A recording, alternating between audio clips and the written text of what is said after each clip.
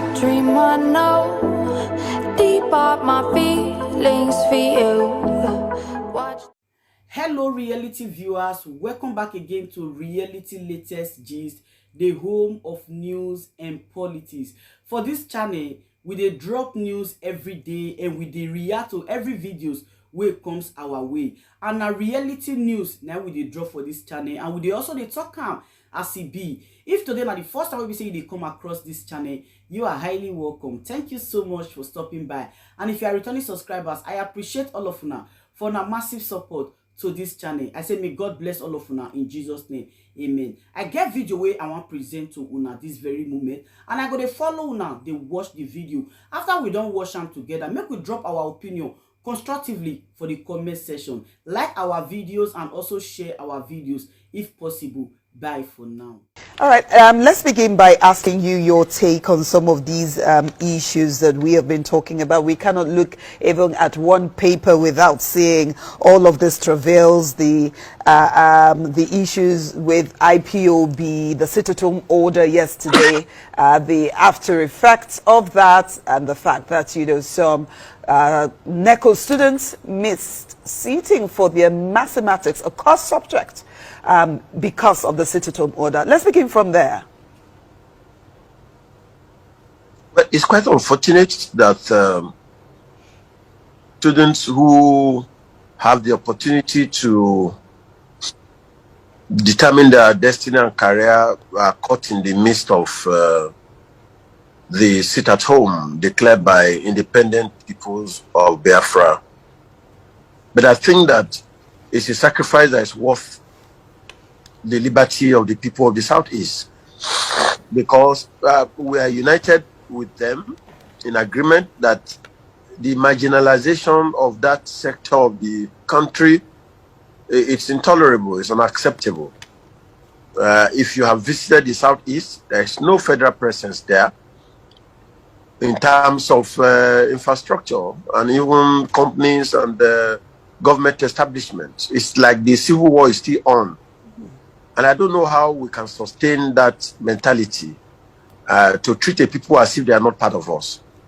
And so for me, I think that it's come to a time when the people of the Southeast should determine their fate. The right to self-determination is guaranteed by international law. It's guaranteed under the African Charter on Human and People's Rights. It is guaranteed under the United Nations Charter, or under the Universal Declaration of Human Rights. So if a people decide that they don't want to be part of any particular country, they have a right to do so. But having said that, I believe that the agitation for self-determination is occasioned by neglect. It's occasioned by marginalization. It's occasioned by persecution. If you look at the entire Southeast, for instance, in this particular administration, you cannot find any major position from number 1, let's say, to number 4. The president, the vice president, the senate president, the speaker of the House of Representatives, the chief justice of Nigeria, or even in the armed forces. You know, and these are people who contribute immensely towards the economic development of Nigeria. Is the third largest ethnic group in Nigeria. So how do you run a nation like that? And then we're going to 2023 is like there's not even any agreement in terms of power sharing. It's always between the North, Hausa Fulani, and the South, Yoruba dominated political space. I just think generally it's unacceptable to marginalize a race for so long. So I'm in support of the sit-at-home declared by IPOB, but I do not support the areas of violence.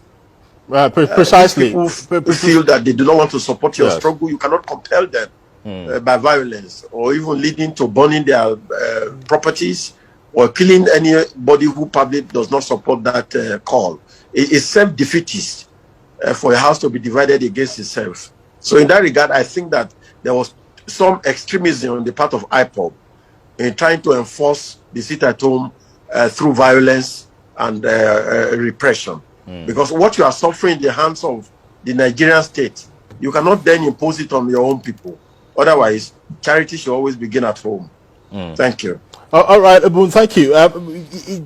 let's interrogate some of these concerns you've raised. You've identified the fact that, well, self-determination is guaranteed under international protocols. Nigeria is a signatory too. And also the right to civil disobedience is also, allowed in the Nigerian constitution. But the mode and pattern that we are seeing, which is playing out in the South, especially within this group called the IPOB, proscribed as they are you concerned that it's taking extremist dimensions? We've seen pictures, we've seen videos of what happened yesterday. We've seen poor people who are just struggling to survive, who are setting up some backyard restaurants, fixing their meals, and so-called IBO people move in, scatter everything.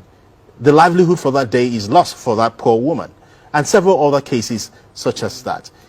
Is that not assuming some extremist dimension, and how do you think this should be best handled? Well, if you look at the events in the Southeast geopolitical zone, you will discover that this is the second time in the series of a sit at home. The first one was on May 30th, which was in remembrance of the fallen heroes of Biafra. And it was absolutely successful, about 110%, a witness, about 110% success.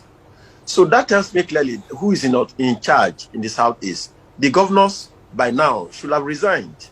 All the governors of the states in the Southeast have lost legitimacy, because you cannot claim to be a governor in a state in which you have no control over your people. Loyalty in the Southeast now is to IPOB. Loyalty in the Southeast now is to Nnamdi Kanu. So what that tells me clearly is that if you organize election in the Southeast today and IPOB decides to raise candidates, they will floor all the major political parties if there is free and fair election. Because the people who will decide the votes are the ones who stayed at home yesterday, are the ones who stayed at home on May 30th. So for me, honestly, it just shows that IPOB cannot be proscribed, contrary to the postulation of the federal government. Because you don't proscribe an organization that has mass following in the way we have seen it in at least two major instances of the sit-at-home that has been declared. Of course, like I said, the pockets of violence that was witnessed yesterday is totally not acceptable. But it's not sufficient to undermine the potency of the cause of the struggle.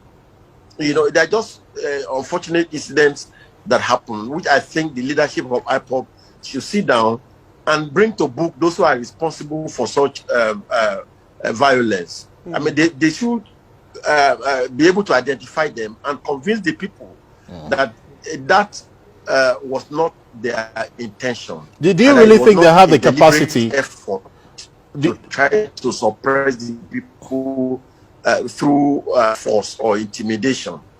So that said, I believe that the Nigerian state should take a lesson from what is going on in the Southeast and sit down with IPOB and discuss the major grievances and see how they can be incorporated into the mainstream politics. They can be incorporated into the mainstream administration for the region to move forward. Because, I mean, given the experience of what happened to El Zarzaki, in Zaria, you can't suppress these organizations. Given the experience of what has happened even to Boko Haram itself, or to our People's Congress.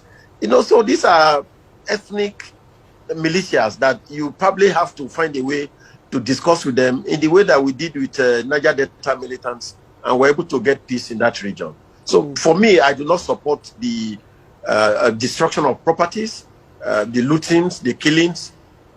But generally, I believe that the sit at home was a resounding success, despite these pockets of violence. And it's a lesson to the Nigerian state. In the Southeast today, authority belongs to IPOB. In the Southeast today, loyalty belongs to the organization being led by Nnamdi Kanu. And I think that you have at least send a message to those who claim to be political leaders to turn in their resignation.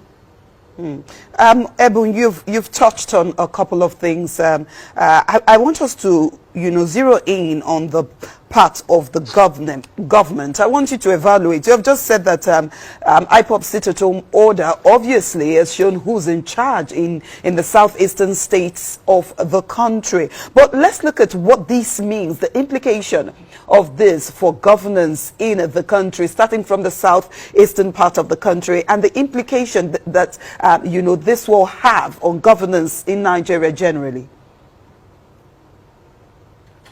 Well, I think that what is clear from all that is going on in the Southeast clearly is that the entity called Federal Republic of Nigeria is a shaky conglomeration that has no foundation to stand at all. Because in the normal federation, people should have allegiance to the central government. But the central government itself has lost legitimacy, it has lost control. Otherwise, you don't have a federation in which a major player in that federation is not agreeing with the principles of the federation. And you just see what's going on in the Southeast. It's also going on in the Southwest. Chief Sunday Adeyemi is leading a formidable force asking for Yoruba nation. It's resounding with the people. We show that a majority of our people are disenchanted with the system. And that's why those of us who probably will not go the route of the route of Nnamdi Kanu or Igboho are calling for restructuring. Because you can't force people to accept oppression. You can't force people to accept economic policy that are not bettering their lives. You can't force people to accept a federation that is skewed in favor of a particular entity. And so I think that the lesson for the Nigerian state is to say that, look, it's time for us to sit down to agree on the conditions of togetherness.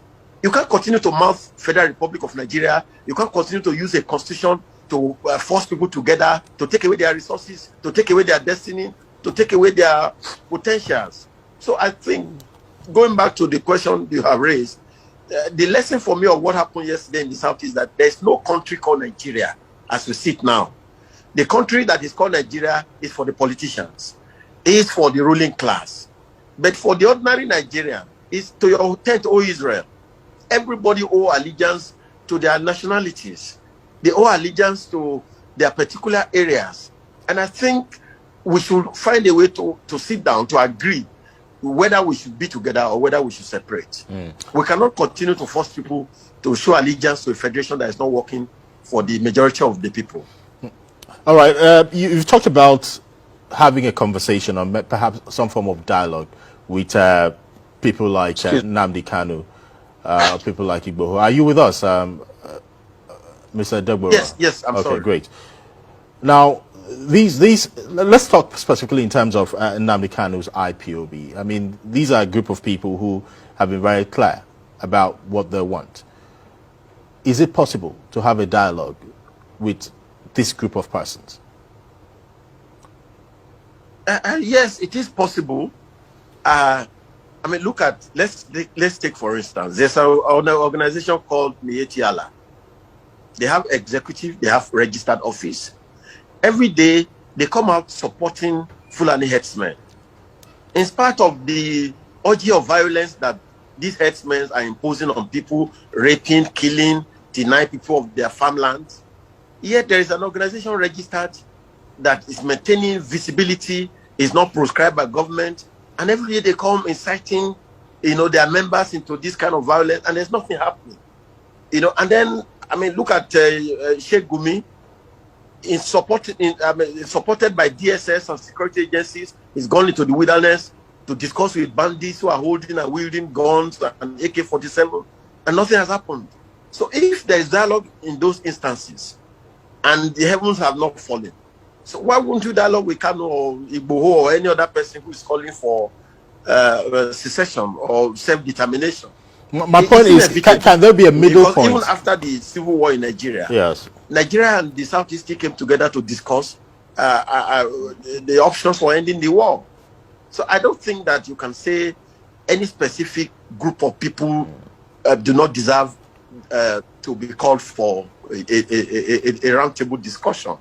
When it happened in the Niger Delta, we had to engage the Niger Delta Avengers. You remember the vice president went through all the creeks in Akwa Ibom, in Rivers, in Delta, in Ondo, to meet with the militant leaders, to meet with the community leaders. And it was that trip, that engagement, that gave them a sense of responsibility, a sense of belonging. So I think that it's important to first of all examine how Kanu got to this country. Was his extradition lawful? Did he follow due process? We'll come to that in a moment. Was this more good as it is being claimed?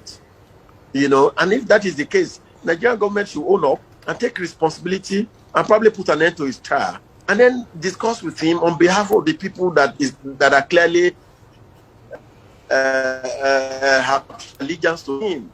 I honestly do not agree that it's not possible to discuss with Nnamdi Kanu. Maybe there are excesses, maybe he's an extremist in a way, but given what has happened in the Southeast on May 30th and yesterday, his extremism resonates with the people of the Southeast. His excesses is acceptable to those people. So you must contend with him. All right. Yeah, but some persons would also argue, because we had reports coming in from the Southeast yesterday, many people who decided to stay at home stayed at home not because of the fact that they wanted to comply with the order of IPOB, but because of fear that if they come out, they may be harmed one way or the other. But I'm talking about, you've cited the example of, the Niger Delta Avengers and how the government negotiated with them. But there's also a point of difference and distinction here. In that case, the people were not asking for a separate state. They were not asking for a separate country. They were asking for equitable distribution of resources. They were asking for all wealth in their communities to benefit the people in their communities. The creed of IPOB is different from this. They're adamant about their position that, look, we want a separate country. We do not want to be part of Nigeria. And that's why I'm asking, what kind of middle points do you think the Nigerian state can have with the leadership of IPOB when their positions are clearly poles apart? Well, you know that it is said that those who make peaceful change impossible make violent change inevitable. The agitation for self-determination for the state of Biafra is actuated by marginalization. If Nigeria sits down today and creates an additional state in the Southeast to achieve equilibrium, that agitation will subside. If Nigeria sits down today and decide on rotation and say, well, maybe after the North has ruled, when the presidency goes to the South, it will go to the Southeast, Biafra will more or less disappear. If Nigeria today decides to appoint the chief of army staff, or maybe the position of Senate president, or major positions in the country and given to the Southeast, if Nigeria decides to cite economic interests and major infrastructure in the Southeast, you complete the second Niger bridge, you build institutions in the Southeast, IPOB will lose legitimacy. The reason why IPOB is popular is because of marginalization. The things fueling Biafra is purely neglect. If you address the core issues of neglect, of marginalization, of persecution, of total lack of interest in that region in terms of development, nobody will listen to Kanu. I'm telling you the truth. So I believe that there's no extremism that cannot be handled through discussion. If there's a conscious effort on the part of the Federal Republic of Nigeria to recognize the people of the Southeast as being part of this nation, there will be nobody to follow Kanu. And I do not accept that people stayed at home because of fear. The truth, whether Nigeria wants to accept it or not, is that the agitation for Biafra resonates with at least about 100% of Easterners. The Igbos are fully in support of the agitation for self-determination because of neglect. So I don't think that it is true that they stay at home because of fear. They support the agitation. I have spoken with majority of their leaders, and you can see that when governors say, if you don't come to work, you will lose salary, you will lose your job, and people don't respect such declaration, who is forcing them to stay at home? I don't agree with you, sir. I believe that the agitation for self-determination in the Southeast finds support with the people of the Southeast because they feel that they are not being carried along by the Federal Republic of Nigeria. Let's talk about this issue of being carried carried along by the Federal Republic of Nigeria, the marginalization and all of that. Let me ask you, let's evaluate government's response to this so far. Now, you have constantly talked about, this is a roundtable discussion is possible here. But the question is, who are those that will be on this roundtable? Obviously, the federal government and IPOB. But are there willing participants for this conversation to take place? The government's response so far, the arrest of Nnamdi Kanu, the extradition of Sunday Igboho, and the way the government has responded so far, does that give you any inkling as to whether the government is interested in having a conversation with this self-determination, determining group across the country? Is government interested? Can this conversation actually hold? Well, you see that if there is a genuine desire to dialogue with the representatives of the Southeast, we can identify them. They have representatives in the National Assembly, whether you like it or not. I mean, the Senate minority leader, is a popular person. Is somebody who is at least is the face of the Southeast in the National Assembly. They have governors, and then they have community leaders within the Southeast now. At least the socio-cultural group called Ohaneze Ndigbo is accepted as the major cultural group representing that entity. They have some divisions here and there, but over the years, it's been acceptable that Ohaneze Ndigbo represents the interests of the Southeast generally. So if you pick representatives of Ohaneze, you pick the representatives in the National Assembly, you pick amongst the governors, you pick amongst the various business interests in the Southeast, and you have genuine discussion with them towards finding some common grounds for participatory democracy. Surely that will calm down the interest of the people. When you make other people constitute a dot in a circle, when you make utterances that seems to incite them to say we will teach them in the language they understand, those kind of things, it raises a lot of in the minds of people, and that there is a desire to eliminate them or probably just to keep running the federation, not caring what they think about. So I believe that our leaders need to show some kind of empathy, in what people go through.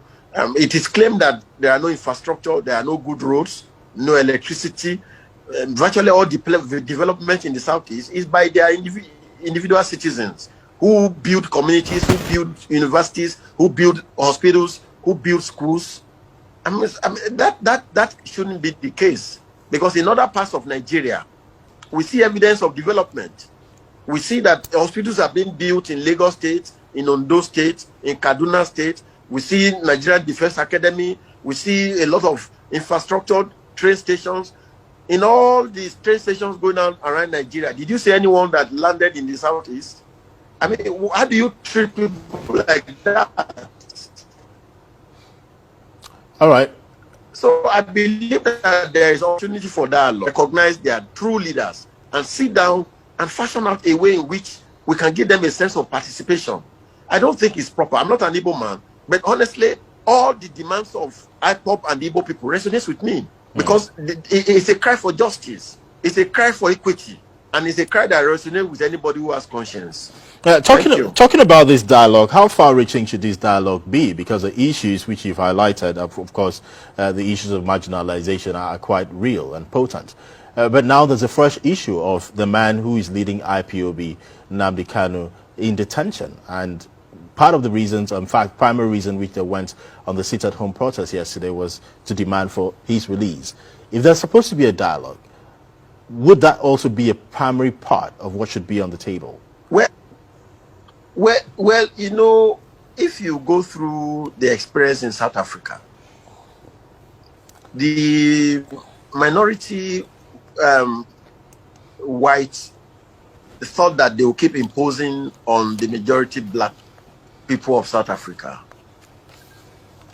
And the leader of that movement, Nelson Mandela, was put to trial and sentenced and put in jail. But from jail, he was influencing the majority views and opinion and lifestyle of the majority black people, such that it became inevitable to release him. I think we should learn from history. If Nnamdi Kanu is the face of the Southeast today, you put him in jail, you put him in underground, you even kill him, it will not take away the idea that the people of that particular entity in this nation are calling for recognition. So for me, if I'm in a position to advise the government, it's to terminate the trial, honestly, because you said that he's guilty of treasonable felony, he wants to overrun the system.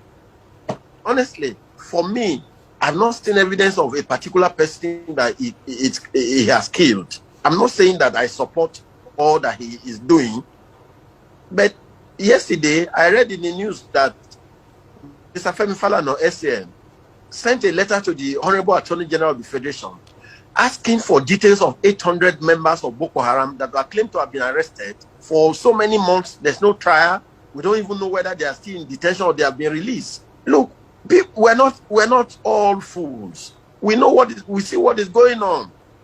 In a way, it seems that the government is applying different measuring rods for treating a particular people and treating another particular people. If you say Nnamdi Kanu is guilty of treasonable felony, then what happens to Boko Haram?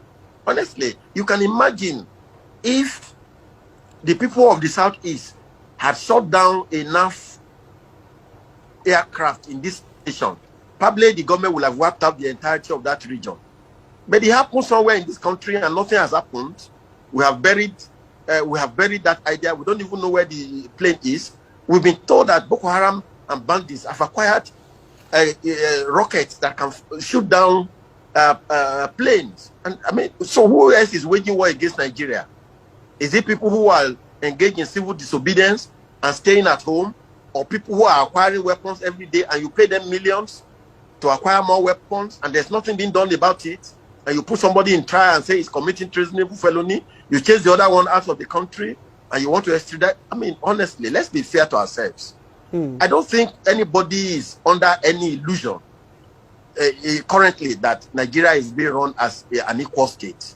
I don't think anybody is under any illusion. That's why you see that in spite of what happened to Chief Onafefe James Sibori, in spite of all the persecution, the trial, please go to Delta State today. He's still a hero. I saw a senator kneeling down before him on social media recently. If people accept, do you approve of such gesture? To them, in spite of what the federal has done to denigrate them, it just shows you the sense of discontentment with the nation called Nigeria. Well, everybody owes allegiance to their regions and to their leaders. But I believe that the room for dialogue should not be closed. The trial should be terminated. It should be freed, and then it should be used as a platform to get others to support the dialogue through him to reach out to the people of the Southeast. Honestly, that is the solution to this issue. Supporting our regions and putting our ethnicity before our nationality is not something we want to, promote, at the detriment of our country, is it, Ebu? No. It's not about supporting nationality. Nigeria is a federation. The meaning of federation is that there's a weak center and strong regions. It is the military that has imposed this unitary system of federalism. In a federation, allegiance is to the ethnic regions. Strength should be in the states. Political allegiance should belong to the states, to the regions. Economic power should belong to the states. Nigeria is the one running the federation upside down. There's no federation where the central becomes so strong as to be distributing money to the states. There's no federation that the federal becomes so strong as to be the only center of power. The federal should just be like a coordinating unit. I'm not preaching division at all. I'm asking that we run the federation the way it should be run. It is Nigeria that is running the federation upside down. You don't see a federation whereby the center is stronger than the states. Go to United States and other federations. It is the states that have the power. The center is just a coordinating unit. All right. Yes, the states have the power, the economic power. but the allegiance of the citizens go to the nation, go to the country, and not to the state, the federal thing units which you are talking about. But let's quickly discuss the issue of Igboho as well. Senior citizens in the Yoruba communities across the southwest of Nigeria are making moves. Most of these moves are not involving the Nigerian government, the leadership of the Nigerian government, at least as much as we know at the moment. Do you think that's enough to provide the kind of soft landing that is required to resolve this matter without it escalating to a different level? Well, honestly, I don't know what you mean by soft landing. First of all, let me tell you that I do not support that we should have a Yoruba nation. Personally, I'm not say I'm not an apostle of Yoruba nation. But honestly, if Chief Sunday Adeyemi, called Igboho, and his followers decide that that is what they want to pursue, the Nigerian law allows people to do that. Section 39 gives freedom of expression. Section 40 gives freedom of association and assembly. The African Charter on Human and People's Rights, United Nations Declaration on Universal Declaration of Human Rights, UN Charter, several laws allow people to demand what is acceptable within the law. So I don't know who needs a soft landing, whether it's Nigeria that needs a soft landing or Igboho, because this is somebody whom DSS stormed the residence in the middle of the night like a thief. And we're told that people were shot, people were killed, and then suddenly you then turn around to chase him out of the country. It's a case of the hunter be hunted. The people that should be on trial are the people who went to other people's homes at night. If you want to arrest me for suspicion that I've committed an offense, the law is clear. Administration of Criminal Justice Law. You ask for a bench warrant, you ask for a warrant of arrest rather, or you send an invitation to me to appear. There is no law that allows security agencies to storm my house in the middle of the night and be shooting. There's no such law. So I think it's the federal government actually that needs a soft landing, not Igboho. I don't see anything he has done that warrants that he should be chased out of Nigeria. Well, the federal government... It's the federal government that is on trial. The federal government... I'm not an apostle of Yoruba nation, but I support what the law supports. And the law allows Igboho to ask for Yoruba nation. The law allows Igboho to say that he doesn't want to be part of Nigeria. That's not a reason to chase him out of Nigeria. Well, the Nigerian government, through the Department of State Security Services, has said that accused him of stockpiling arms to actualize his demands for Yoruba nation. And they say when they stormed his residence, they met, fire, and they had to return fire, which resulted in the death of about a number of 2 persons. And they found weapons, stockpile of weapons in his residence. That's the charge they put against him. You don't believe those charges? Maybe because of my own peculiar experience, either by virtue of my involvement in students' union struggle or involvement in pro-democracy activism generally. It's difficult for me to trust law enforcement agencies.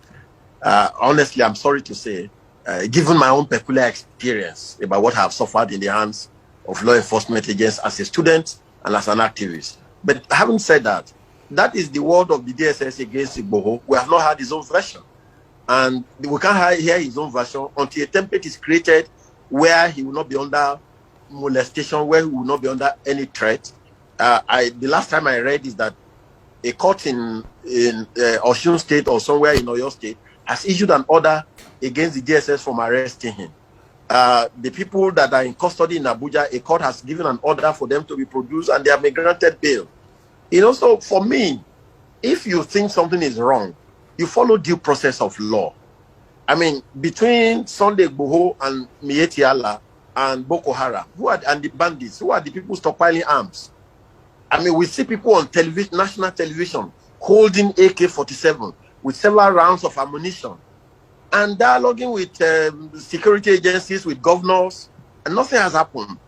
And then you claim that somebody is stockpiling arms without evidence, and then you storm his house and you are shooting. Oh, come on, please. I don't think that we should get to that level, whereby we treat people with different standards. That's no longer justice.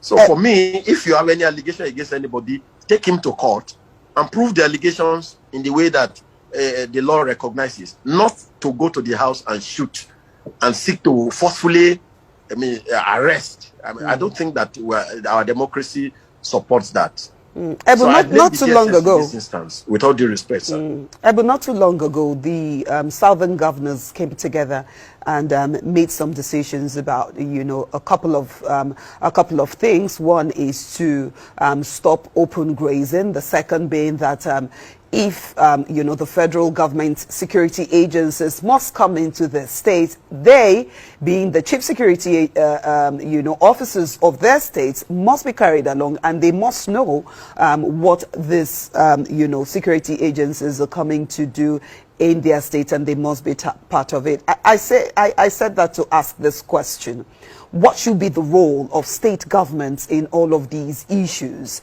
Because again, like we said earlier, Nigeria is a federation. And the states are the federating units, and the governors, the governors in the states are in charge of those states. So what should be their role in dealing with these issues? We have also seen that some of them are trying to also preserve, their regions and where they come from, which is also rightly their rights to do.